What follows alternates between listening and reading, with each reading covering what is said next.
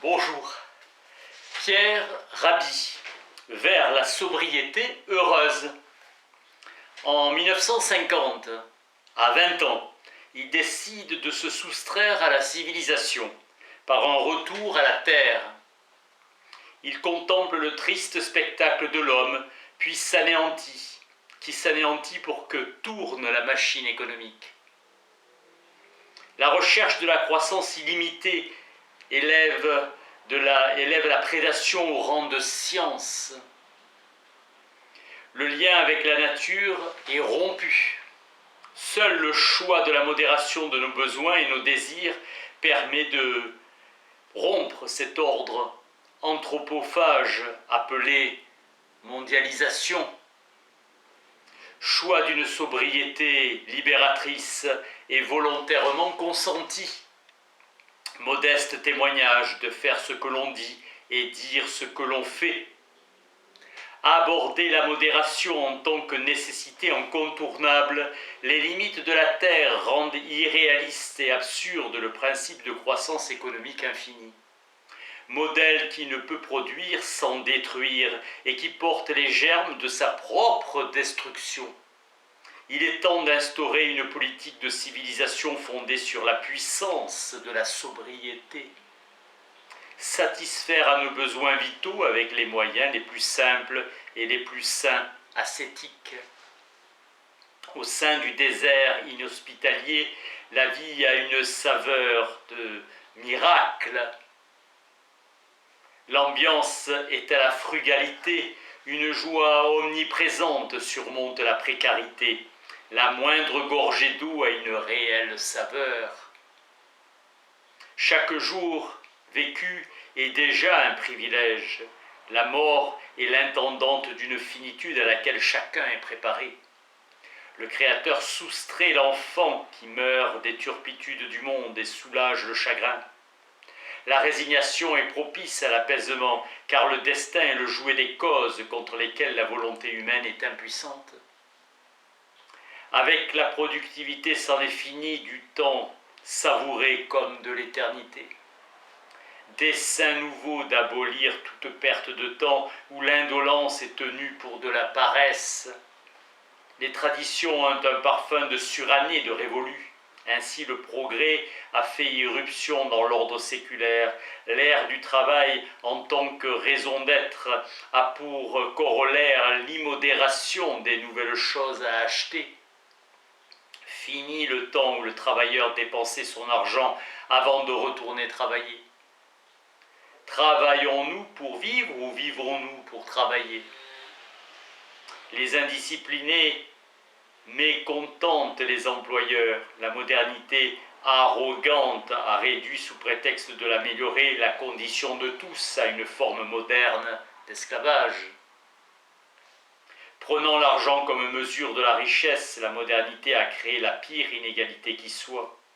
L'enclume du forgeron n'a jamais résonné en moi aussi fort que par son silence. Ce silence fait germer en moi la rébellion qui me fait apparaître la modernité comme une immense imposture.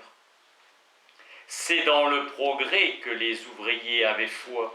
Le consommateur est à l'évidence le rouage d'une machine qui produit toujours plus afin que l'on consomme toujours plus. Sursaut de mai 68 contre la société de consommation, exprimée par un désir de modération. Cette jeunesse aspirait à une vie pleine d'aventures et de défis à surmonter. L'enthousiasme, le divin en nous, cette joie de vivre qui est une valeur suprême à laquelle nous aspirons tous. Face à cela, le caractère dérisoire de cet être humain pris dans la société de l'argent, l'argent finance, déclin du monde paysan. Image des Crétois fuyant la violence des Turcs, où un vieillard ploie sous un sac contenant des ossements de ses ancêtres. Cynisme inégalable que rien ne vaut une bonne guerre pour relancer l'économie. Échapper aux conditions plus pénibles et aléatoires pour la certitude et le confort matériel d'un salaire régulier, besoin de la main-d'œuvre venue des campagnes. La servitude volontaire était perçue comme délivrance par une propagande exaltant le progrès. La révolution industrielle s'est faite au prix du pillage de la planète. La mobilité est devenue une condition sine qua non pour conserver un emploi.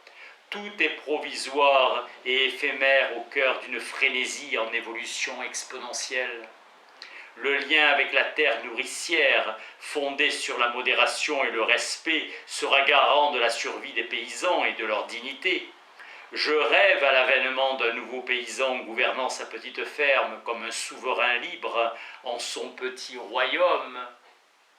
Critique radicale de la modernité à arrogance totalitaire qui uniformise et standardise le monde.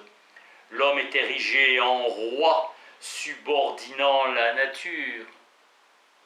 La vie moderne impose des restrictions et des dépenses dans notre vie quotidienne. Le délit suprême est d'avoir livré la beauté, la majesté de la vie et l'être humain à la vulgarité de la finance.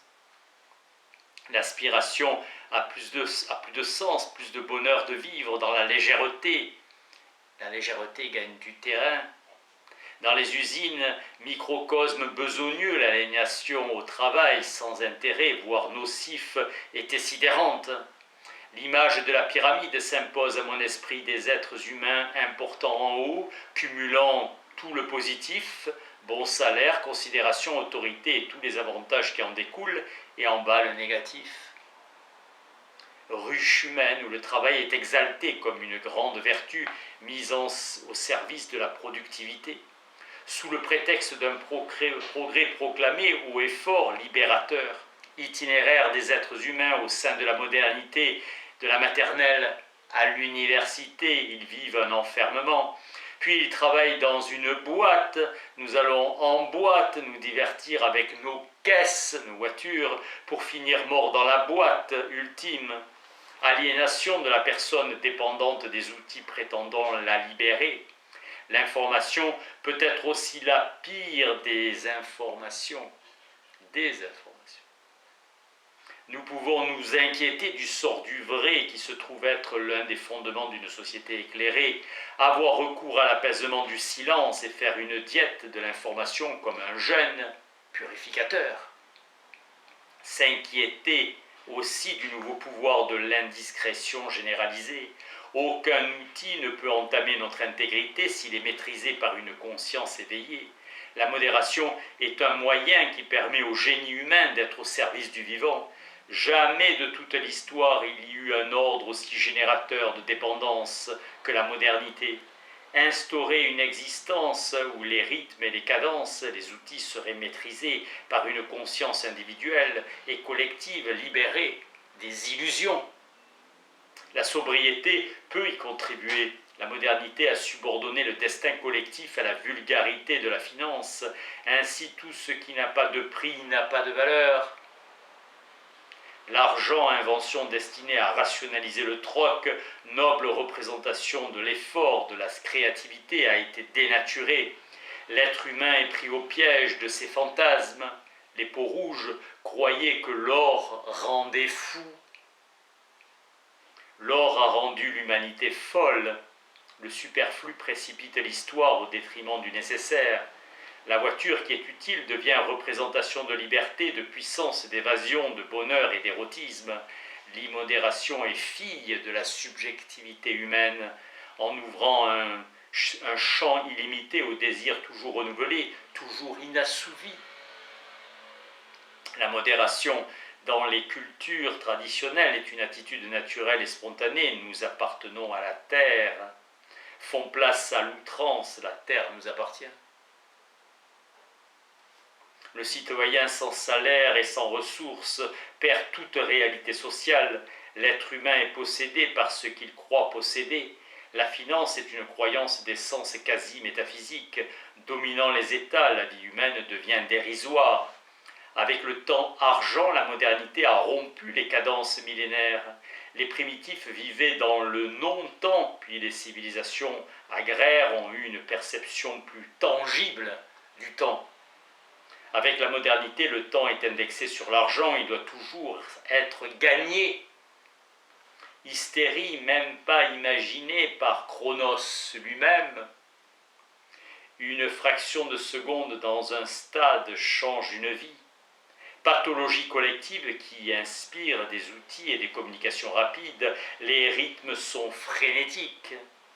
Le ratio de déchets produits par un tel système témoigne de l'irrationalité. Les outils conçus pour gagner du temps perdent leur finalité.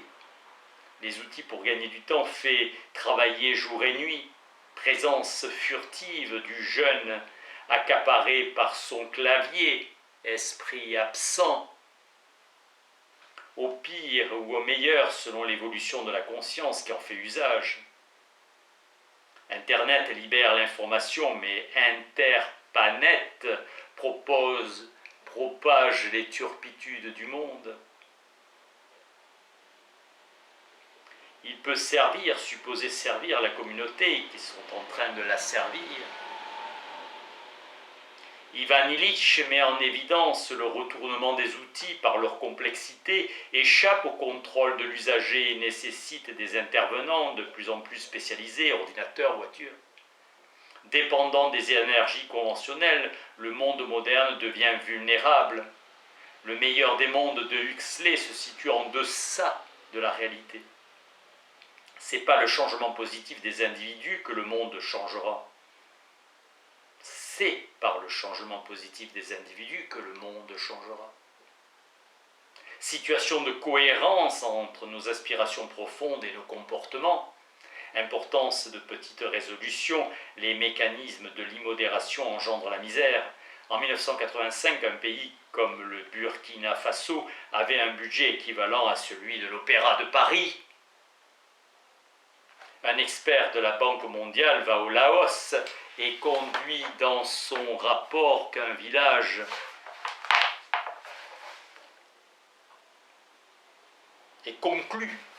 conclut dans un rapport qu'un village dont la communauté se suffisait à elle-même avec le troc ne pouvait se développer car elle consacrait trop de temps à des activités improductives. Elle répondait magnifiquement à tous ses besoins essentiels, mais ne créait pas de richesse financière. C'est à l'argent, maître absolu, qu'il revient de décider. Alors se met en route le processus de modernisation qui éradique les traditions. Le clergé se chargeant de prêcher l'acceptation d'un destin voulu par Dieu. Les impasses dans lesquelles le monde contemporain va se trouver l'obligeront à réhabiliter les pratiques du passé. Les sioux prélevés que le nombre des buffles qui leur permettait de vivre. Les peuples premiers ne tuaient pas sans nécessité vitale. Comportement de modération dans le respect et la gratitude qui animait l'esprit de nos ancêtres. On éprouve une sensation de liberté, la frugalité imposée par ces modes d'existence en fait des êtres libres. L'hospitalité est aussi une norme morale et spirituelle. Dieu donne pour que l'on donne. L'économie est aujourd'hui l'art subtil de la prédation. Les civilisations se sont construites sur le stockage. Un art de vivre se construit avec la tranquillité et la légèreté. L'avenir est à la civilisation de la sobriété. Ma famille et moi-même avons choisi la sobriété heureuse comme art de vivre. Le courage de faire d'un lien dénudé et austère un modeste oasis, un petit royaume de patience.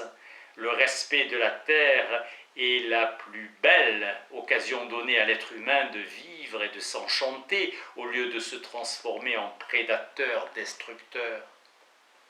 La sobriété, c'est mon choix de vie, modération comme principe de vie, l'autolimitation volontaire. La frugalité était au début proche de l'indigence. La sobriété nécessite de renoncer au modèle actuel, fondé sur la toute-puissance du lucre. Sobriété heureuse comme antidote à la société de surabondance, sans joie. Le réenchantement du monde, la beauté en tant que nourriture immatérielle, absolument indispensable à notre évolution vers un humanisme authentique. L'histoire de son installation. Changer de paradigme, c'est mettre l'humain et la nature au cœur de nos préoccupations. La planète n'a pas un gisement à épuiser. La prépondérance donnée à l'intellect au détriment de l'intelligence des mains auxquelles nous devons pourtant notre évolution est une catastrophe qui fait de nous des infirmes sans en avoir conscience. L'éducation doit restaurer la complémentarité des aptitudes. Avec le lucre omniprésent, l'espèce humaine régresse. Bernanos écrivait que l'optimisme est un imbécile heureux et le pessimiste un imbécile triste. La société est anxiogène, j'appelle à l'insurrection des consciences, souhaiter que l'éducation ne se fonde pas sur l'angoisse de l'échec, mais sur l'enthousiasme d'apprendre vers un plus grand déploiement de l'agroécologie à travers le monde. Accompagner un nouveau modèle de société fondé sur la logique du vivant et permettant d'assurer l'autonomie alimentaire des populations, la Fondation Pierre Rabhi a pour vocation l'essaimage de fermes à taille humaine, construire de nouveaux modèles de société qui placent l'être humain et la nature au cœur des priorités. Merci.